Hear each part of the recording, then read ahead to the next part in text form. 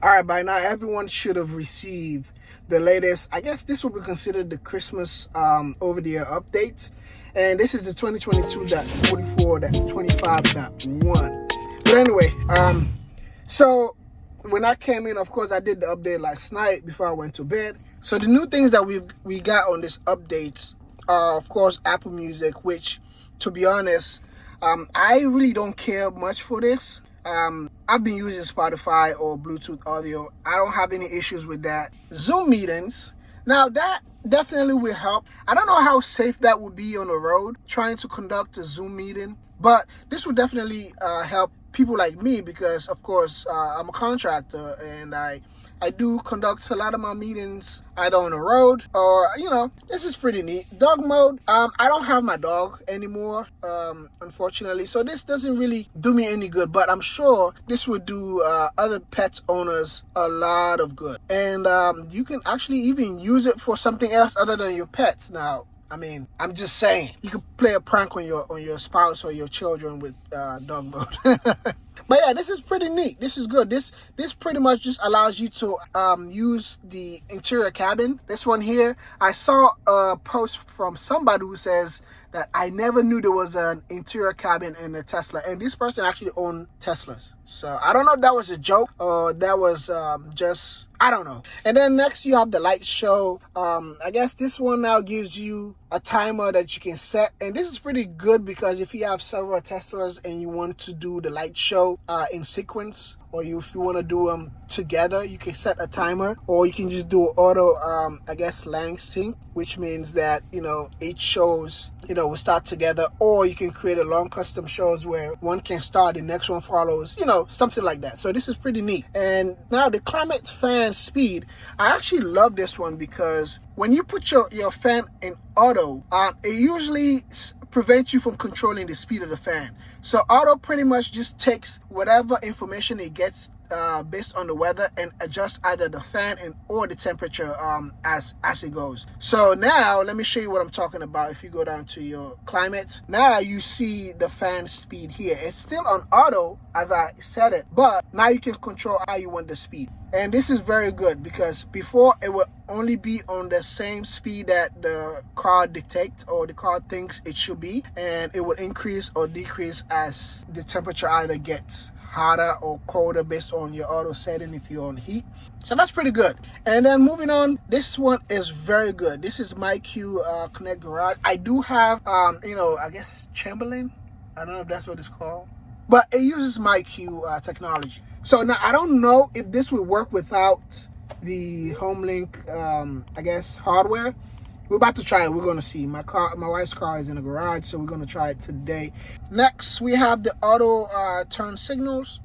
So this one actually worked. I just tried it. I'm going to play the video for you to see right now. But yeah, this actually worked accurately. So the car, I guess with vision and the sensors on the car, that helps pretty much. But I know Tesla currently is only using vision. But when you switch lane, when you use your turn signal and you switch lane, the moment you finish switching lanes, the signal actually goes off. And this is neat. And this is a game, I believe. I don't know what this is. I don't play too many games, but I guess we'll check it out later.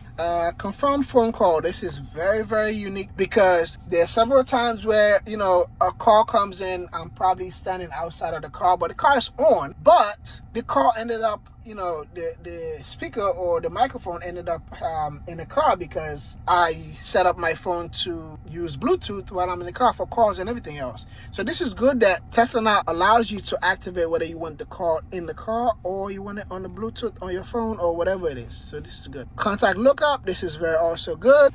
Next, media control. This is actually also good.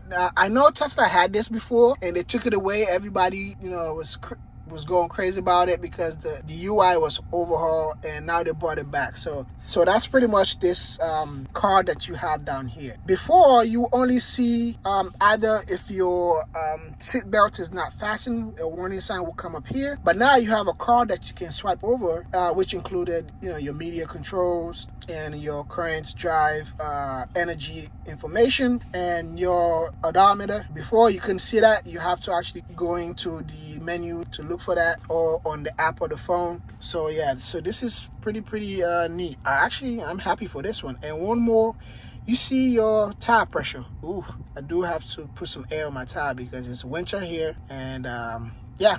And next, we also have the emission test mode, and this is actually to this is to enable your car to fart if somebody's standing next to it.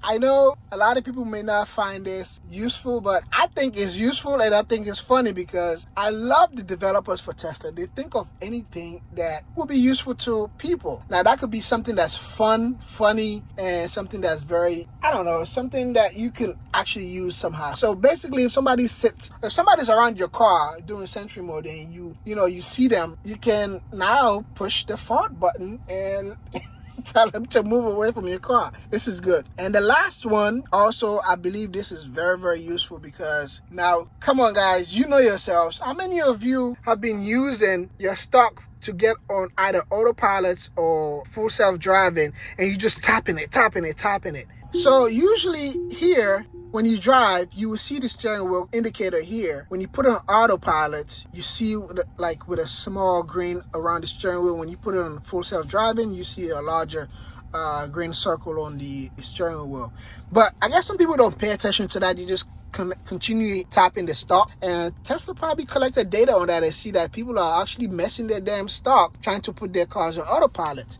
So with this feature here, this will pretty much help people know that, hey, you are already on either autopilot or full self-driving, because you will see the autopilot blue lines on the side with the rainbow, and you also see, I guess when you put it on full self-driving, you will see the full self-driving indicator with the rainbow. So when you see this rainbow on, you know you're on autopilot, and it can stay on continuously.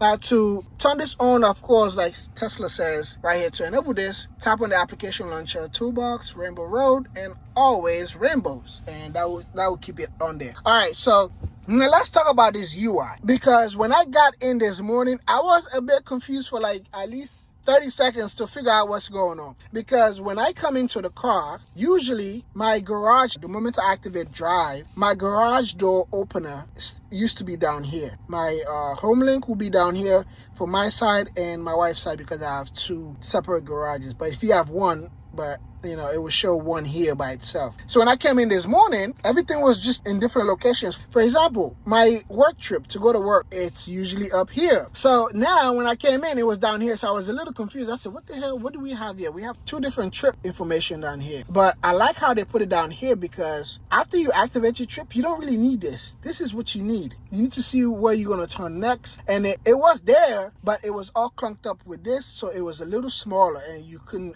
hardly see it. And I always usually rely by the voice command to tell me when to turn, but sometimes it's late. So this one is very helpful. I know a lot of people are going to complain about this, but I like it the way it is, because now the not so useful information that you have is down here. Now you still need it to see your estimated time of arrival, how many miles. You need that, but you don't necessarily need these while you're driving. This is what you need while you're driving. So I like that the way that they put it up here, and it's larger now, so you can see the street's name and the turn arrows very clear. And now, next is my garage door opener, my home link, which is now all the way up here. Now, I couldn't see that I was sitting in my car. I said, okay, where is my home link? I know if you push the menu button, you will see it up here. So this is what I had to use to bring it up. But as I was driving, I noticed it was right there, right here. So I just noticed that the activate button is sitting right here. And it's not the best location because of the way your map shows. It just hides, it blends in it, so you don't necessarily see this clearly.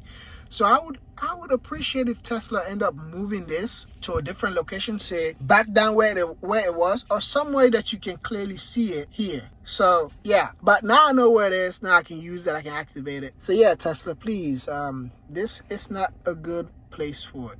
Right there, as you can see, If I hadn't pointed to that, you wouldn't even notice it was there. All right, guys, so let me know what you think about these new updates and the UI changes that happened. Do you hate it? Do you love it? Are you in the middle? Or is this something that you're gonna have to take a little bit to get used to? I would like to know what you guys think in the comment down below, and let's talk about it. Thank you all for watching, and I'll see you in the next one.